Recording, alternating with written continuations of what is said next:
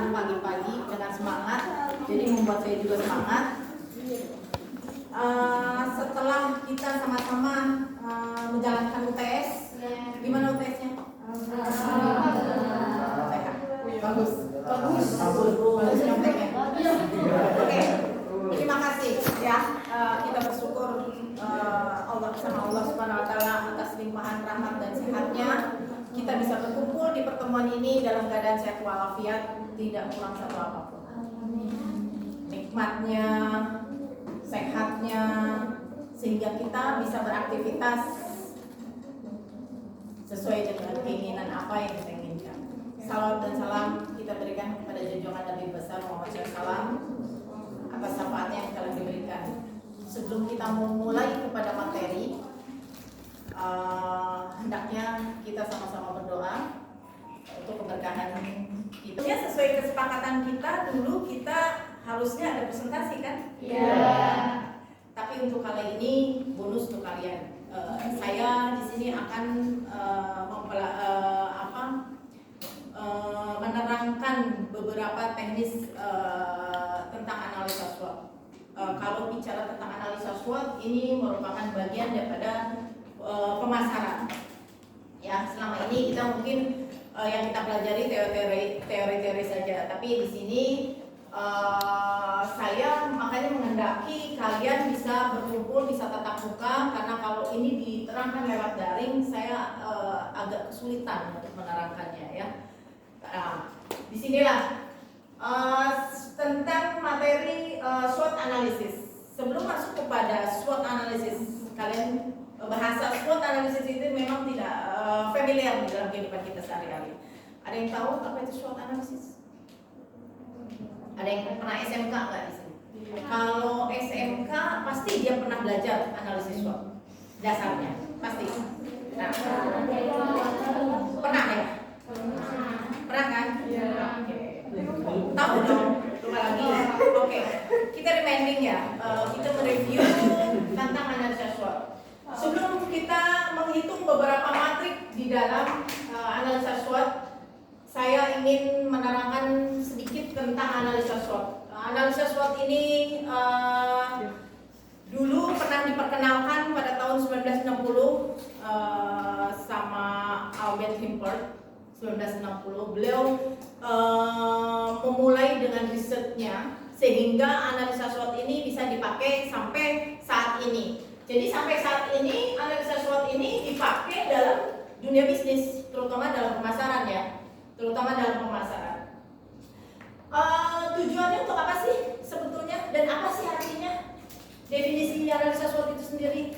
Jadi analisa SWOT itu sendiri merupakan strategi pemasaran, strategi untuk mengevaluasi dari suatu kekuatan dan kelebihan atau peluang atau kekurangan daripada suatu produk itu sendiri. Tujuannya adalah untuk kita bisa menentukan sejauh mana, di mana letak bisnis kita, ya enggak? Nah, di sini fungsinya untuk apa sih? Keuntungan dan manfaat analisa SWOT ini untuk apa? Ada yang tahu tentang manfaatnya? Cik. Untuk menganalisis strategi dan kalau ada pesaing itu kita harus bagaimana? Lebih ke strategi. Ya, biasanya ini dipakai sebelum kita menentukan suatu bisnis, suatu perencanaan strategi. Jadi sebelum menentukan suatu bisnis produk, entah itu produk barang atau jasa, biasanya kita menghitung suatu perencanaan. Agar apa? Agar bisa meminimalis risiko, ya. Agar bisnis kita terarah, terukur, ya. Nah, di sini ada beberapa hitungan. Kalau bicara tentang analisa SWOT itu terdiri atas dua, yaitu internal dan eksternal. Tahu internal apa? Ya, internal, dalam. Tapi di dalam analisa SWOT ini, internal itu, kalau lihat dari satu kuadran, ini koordinat X, ini Y, ini koordinat X dan Y. Oke. Ini strength, ini weakness, ini Ini opportunity, ini threat. Tahu nggak apa artinya? Kekuatan kita ini eksternal.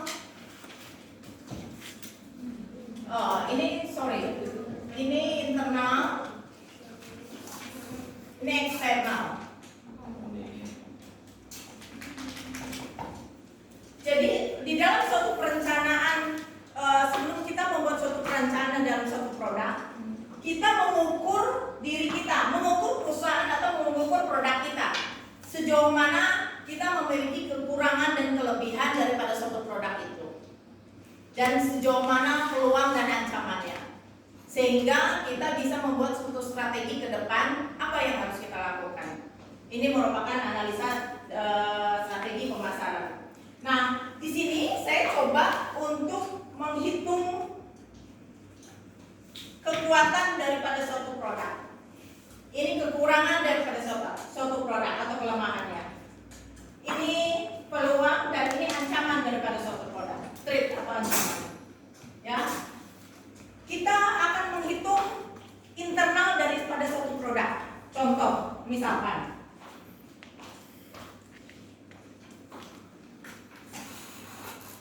saya mempunyai minuman icitan. Oke.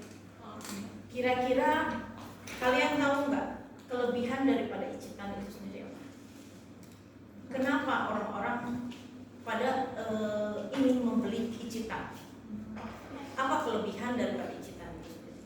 Produk icitan. Coba kira-kira apa secara umumnya? Praktis, mudah ditemukan.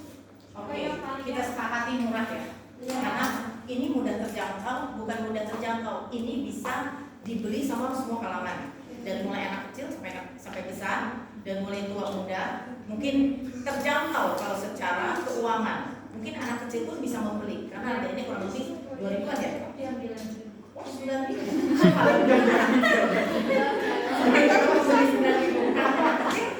Diberikan uang jajan mungkin tidak lebih dari 9.000, paling 5.000, paling dia harus bisa membeli di bawah daripada 5.000. Nah, Teh pucuk. teh pucuk ya, oke. Berarti kita ganti aja produknya ya. Oke, ini aja nggak apa-apa. Kita coba dengan produk ini ya.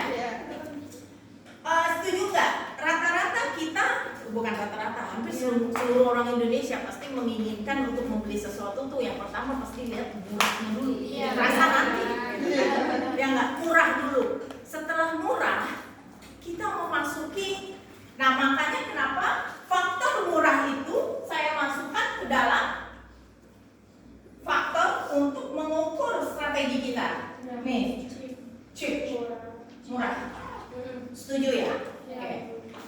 Nah, terus selain murah, setelah kita membeli suatu produk itu, kita masuk kepada tes rasanya. Setelah rasanya, aduh standar-standar aja, mungkin kalian kadang beli kadang enggak. Tapi kalau rasanya tidak enak, mungkin kalian akan meninggalkan, oke? Tapi kalau rasanya enak, kalian akan terus membeli, ya kan? Akan terus membeli. Nah, tapi standar umumnya faktor-faktor keputusan kita membeli suatu produk itu adalah rasa. Oke? Setuju ya rasa? Sebenarnya tidak harus cheap atau tidak harus murah atau apa, terserah kalian. Faktor apa aja yang membuat kalian bisa membeli suatu produk, yang membuat kalian kembali lagi untuk membeli suatu produk. Jadi faktor itu banyak gitu. Apa lagi coba? Hah? Oke, kemasan. Sebenarnya kemasan nanti bisa masuk ke 5 ya. Kemasan menarik, setuju. Karena itu masuk dalam 7P. 7P sekarang, dulu kan 3P ya. Price, promotion, product, ya enggak? Sekarang pada 7P. 7P masuk kepada kemasan sama fisikal ya. Oke. Kemasannya.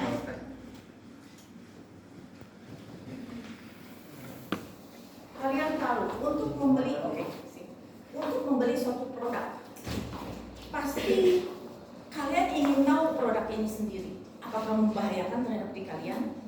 Kalau membahayakan otomatis kalian akan meninggalkan produk ini kan. Makanya dalam suatu perusahaan membuat suatu produk dia harus mempunyai daripada produk itu sendiri. Tidak cuma murah, tidak cuma rasanya enak, namun kesehatan, dari segi kesehatan harus bisa mengandung kesehatan sehingga mempunyai nilai value bagi suatu produk itu sendiri. Otomatis kesehatan atau health kita masukkan dalam suatu faktor pemasaran ini, ya. Kita masukin cheap, tasty, health. Terus 4,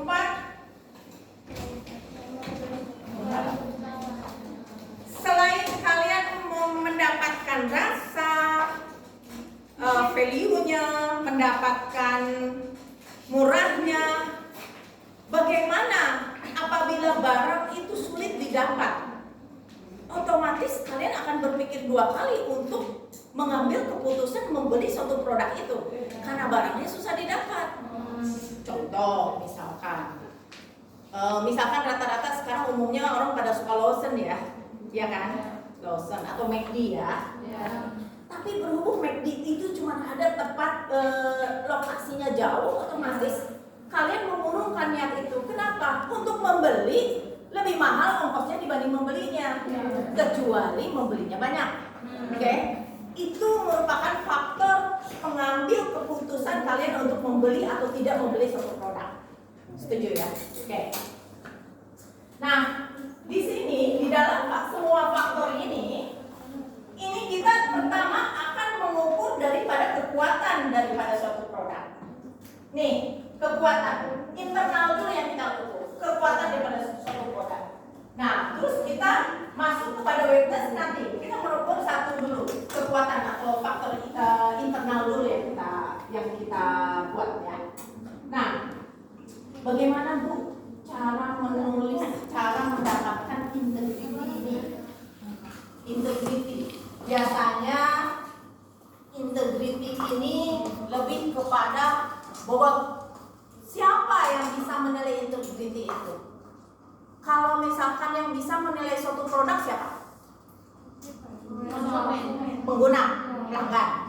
Kalau yang bisa menilai integrity itu siapa atau bobot? Yang buat? Hah? Biasanya pakar yang telah meneliti bertahun-tahun dalam bidangnya, lebih kepada yang lebih mengetahui tentang keilmuannya. Standar para pakar sepakat untuk integrity, menentukan integrity atau bobot itu biasanya chip itu biasanya nomor 1, ya kan? Murah. Kita harapkan semua total 10 atau bisa 100 juga ya. Chip terserah kalian mau menilai, pokoknya semua total 10. Kalian mau menilai untuk chip ini, untuk murah itu mau menilai poin berapa? Rata-rata pakar itu menilai chip itu nomor 1. Setelah itu baru kepada rasa. Oke. Chip itu kita punya nilai poin misalkan 4. Oke. Rasa sepakat bahwa untuk bobot untuk rasa itu mempunyai nilai 2. Oke. Untuk kesehatan, tentu setiap produk apabila tidak sehat, orang akan banyak meninggalkannya karena ketakutan akan berpengaruh terhadap badannya dia atau kesehatannya dia. Otomatis yang sifatnya mengganggu dan merusak terhadap kesehatan dia pasti ditinggalkan sama konsumennya kan. Berarti sepakat hal ini kita memasuki nilai 4 juga sama. Misalkan oke, ini 4, 8, 9, 10. Ini kurang 1 nih ya. Ini contoh ini testing atau rasa ini 1 nih. Berarti sisa location berapa? 1. Jadi total semua berapa? 10. Oke. Setuju ya? Integrity sudah kita dapatkan. Kita masuk pada bagaimana cara menghitung rating dalam suatu analisa. Rating itu biasanya pengguna yang menilai, ya kan? Kalau kalian sensus, misalkan 1000 penduduknya, kalau menghitung sensus berarti semuanya harus dipakai kan, sampelnya kan. Iya. Tapi biasanya untuk menentukan misalkan populasinya ada 1000, biasanya berapa persen yang kita jadikan sampel? 10%-an atau 15% ya? 10% ya, 10%. Sehingga untuk menentukan rating ini sendiri, misalkan dari 100, 10% dari 100 berapa misalkan? Atau enggak 10% dari 100 berapa? 10. 10. Kita hitung tidak usah 10 karena kebanyakan. Kita hitung 5 saja. Oke? Nah, bikin suatu questionnaire. Ini kalau lagi di bawah-bawah. Bikin suatu questionnaire dengan faktor yang sama, variabelnya sama. Apabila di sini murah, di sini juga variabelnya kekuatannya murah. Ya enggak? Jangan keluar, nanti tidak sinkron hasilnya. Ya enggak? Dia harus variabelnya harus sama penilaian terhadap pelanggan. Ya. Di sini kekuatannya yang pertama murah, food fantasy. Ya, kelebihannya. Terus yang kedua kepada rasa, taste-nya. Ketiga health-nya. Nah, di sini ada 4 yang akan aku jadi sampel. Aku jadikan sampel. Ada 4 orang. Misalkan kita pertama Rini, Tia, Roy, Tika. Nah, kita buat questionnaire terhadap pengguna daripada produk kita sendiri. Misalkan kekuatan daripada chip itu setiap orang akan berbeda-beda. Iya kan? Misalkan setiap orang ada yang nomor 1 dia lebih memakai kualitas dibanding harga. Terus berbeda juga dengan Tika. Tika belum tentu dia memilih harga. Mungkin dia lebih kepada lokasi.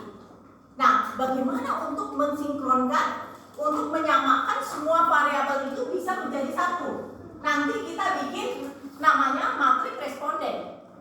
Nah, di sini food very cheap. Misalkan food very cheap itu kita setuju. Rini itu misalkan memilih untuk murah itu, misalkan kalian terserah beli berapa untuk pasar murah, karena kalian yang menilai. 4. Oke, 3. Hah? 3. Oke. Terus untuk teknik 2. Ini 1, 2, 3, 4. 1, 2, 3, 4. Ngerti ya? Ini disagree, acceptable, terus agree, terus agree, setuju sekali. Oke. Terus untuk testing, rasa. Oke, ya. Terus untuk kesehatan, berapa? 2. Berapa? 3. Oke. 3 ya. 3 berarti di sini dong. Kan dia kalau 1, kalau ini 3. Nah, oke. Sip. Berarti untuk kesehatan dia pilih setuju. Nah, ini kan bisa pilih setuju, tidak setuju. Nah, misalkan gini.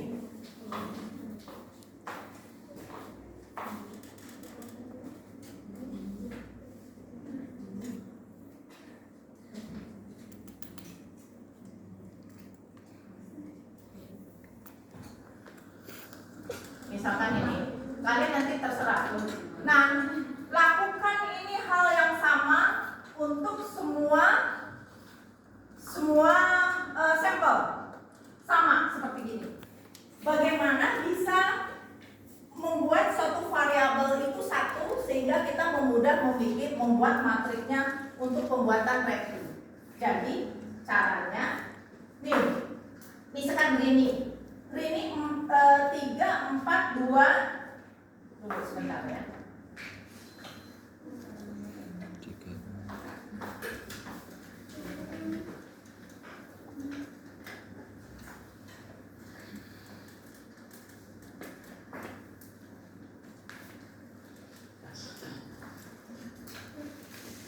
Nah, ini 3, 4, 2. Rini ya. 3, 4, 2. Setuju? Ini kan 342. Betul? Setuju. Nah, untuk Tia, terserah kalian mau memilih ininya berapa untuk bisa dibikin satu variabel. Kan berbeda-beda. Berapa? Ya? 4. Terus untuk rasa? 3. Terus untuk kesehatan? 2. Hah? 3. Oke. Oke, untuk Roy. Silakan. Hah? Berapa? 2. Oke, 2. Terus? 4. 1. Untuk Tika. Ayo cepetan. 4. 3. 2. Oke. Kita tulis average total.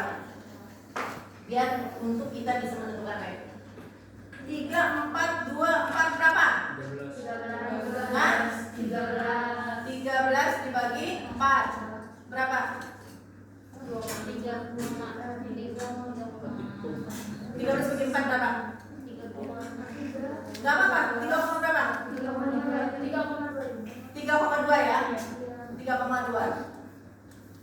Di dalam perhitungan matematik, apabila dia 0,-nya ke bawah, kita tidak turunkan 3 ya. Tapi apabila lebih dari 0,5, dia pasti up ke atas 3 ya. Oke. Silakan hitung. 3,5 Berapa? 14 sampai 4 14 bagi 4 4 jadi 3,5 berapa? 3,5 Berarti 4 ya? Oke. 8 Berapa? 8 Ini kan saya kasih sampelnya 3 ya, tapi tidak menutup kemungkinan kalian bisa memilih 10. Tergantung populasinya ya. Terus ini berapa? 8 4 berapa? 2 berarti 2. Oke, answernya berarti kita tahu 3 itu dia lebih kepada agree ya, agree. Kalau 4 itu lebih kepada totally agree, setuju sekali. Berarti dia 4 ya. Berarti totally agree TA ya namanya, TA, totally agree. Terus 2 itu lebih kepada acceptable, berarti dia CC. Nah, kita sudah mendapatkan sampelnya untuk menghitung rating itu sendiri. Ada 3, 4, 2. Oke, setuju ya? Iya. Nih. 3, 4,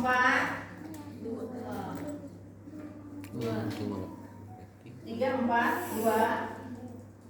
Next location. Oh, tadi location nggak dihitung ya? Iya. Nih, misalkan kalian 4 lah ya hitungannya ya. Bisa next location juga sama. Kasusnya seperti itu perhitungannya, ya? Gitu. 4. Oke, hitung berapa itu semua? Kalau di skor 4, 3 berapa? 4 kali 3 berapa? 1 kali 4? 4 kali 2 8. 1 kali 4? 4. Coba skor itu berapa? 12, 19, 28. 28. Berarti diketahui strength-nya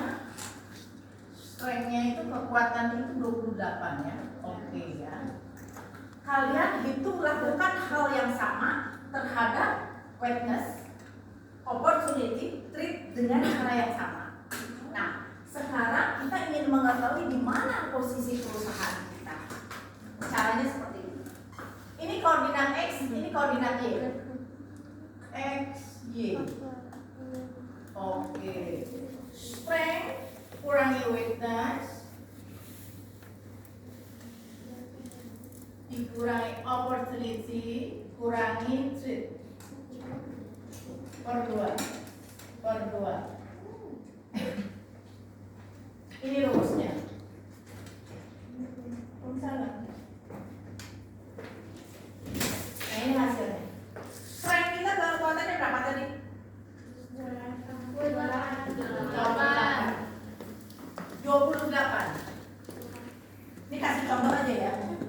Weakness-nya kita hitung 18 misalkan. Sama dengan lakukan hal yang sama. Opportunity-nya misalkan kita contoh 25. Treat-nya misalkan contoh berapa? Lakukan hal yang sama, tapi berapa ini? Contoh 15. Oke, 15 ya. Berarti kita bisa mengetahui strength-nya, weakness-nya, opportunity-nya, dan treat-nya. Oke? Dengan menghitung ini, tiga variabel ini dengan cara yang sama seperti tadi menggunakan matriks. Nah, setelah kita mendapatkan itu, baru kita 28, nih 28, strength-nya berapa tadi? 28 dikurang weakness-nya jadi berapa? 18. Bagi 2. Berapa? 5 Hah? 5 ya. Ini koordinat Iya, X-nya benar. 5. Oke. Opportunity kurangin treat. Opportunity tadi berapa? 25. 25. Kurangin 5. 5. Kok 5 sih ini ya? Oh, 15. Jadi berapa? 5. Berapa? 5. Berarti koordinat X-nya 5, koordinat Y-nya 5. Berarti kalian tahu yang namanya ini di dalam analisa SWOT ini kuadran 1, ini kuadran 2, ini kuadran 3, ini kuadran 4. 5,5 berarti dia kekuatannya strength-nya 5, berarti dia ke kanan. Berarti kalau dia positif, dia ke kanan dan dia berarti kelebihannya lebih besar ya. Coba hitung 5. 1, 2, 3, 4, 5. 5. Terus satu lagi 5 kuadrannya koordinatnya ke atas kan. Tapi kalau dia hasilnya minus, dia ke bawah. Ini 5. 1, 2, 3, 4, 5. Oke. Di sini posisi perusahaan kita, produk kita. Di posisi ini kekuatannya lagi bagus dan di sini peluangnya lebih besar. Berarti dalam posisi yang bagus dan peluang yang besar, kira-kira apa yang harus dilakukan? Strateginya kita namakan, maksudnya strategi agresif. Agresif itu dalam artian berarti di saat produk kita laku, di saat peluang itu dan permintaan itu banyak, berarti posisinya kita harus membuat produksi sebanyak-banyaknya. Supaya apa? Di saat itu kita akan mendapatkan keuntungan yang lebih besar. Ya kan? Nah, berarti ini dinamakan strategi agresif. Tapi apabila saya kasih contoh, apabila di sininya 5, minus 5 misalkan, berarti di sini 5 minus 5. Kalau minus 5 kan ke bawah, ya nggak? Berarti di sini. Berarti posisi produk kita itu dia kuat produknya. Misalkan banyak pembelinya atau disukai. Namun di sini ancamannya banyak. Ancamannya apa? Misalkan di dalam untuk membuat satu pabrik, misalkan pajaknya besar, ancamannya itu bisa ancamannya, ya enggak? Ancamannya pajaknya besar sehingga dia untuk membuat suatu produk agak kesulitan. Terus apa? Misalkan produk di mana produk itu ditempatkan dalam satu lingkungan, si pegawainya itu diancam melulu sama lingkungan sekitar sehingga dibuat tidak nyaman untuk membuat satu produk itu sendiri. Ya kan? Nah, itulah yang terjadi. Sehingga posisi apabila di sini minus, posisi di sini ada di kuadran defensif, defensif di sini, diferensiasi.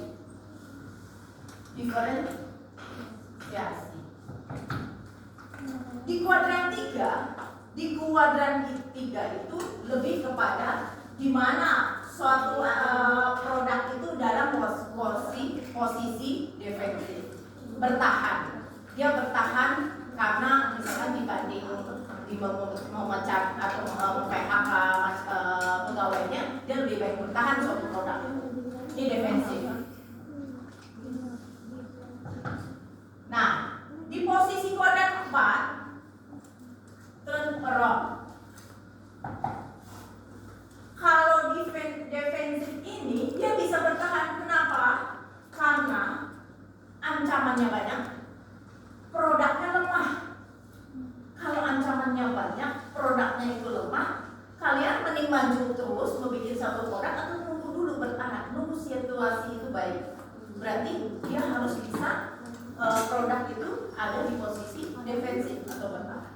Nah, apabila suatu produk di posisi ini, posisi kuadran 4, turnaround, dia peluangnya itu besar, namun si produknya itu lemah. Karena produknya lemah, artinya kalian harus berbalik mengacak terhadap produk itu kita sendiri, apa yang harus diperbaiki, ya kan? Dibikin sesuatu yang berbeda, karena di situ peluangnya banyak, sehingga karena banyak orang yang membuat produk itu, otomatis kita harus membuat sesuatu yang berbeda dari produk-produk lain. Supaya apa? Supaya orang lain lari ke kita.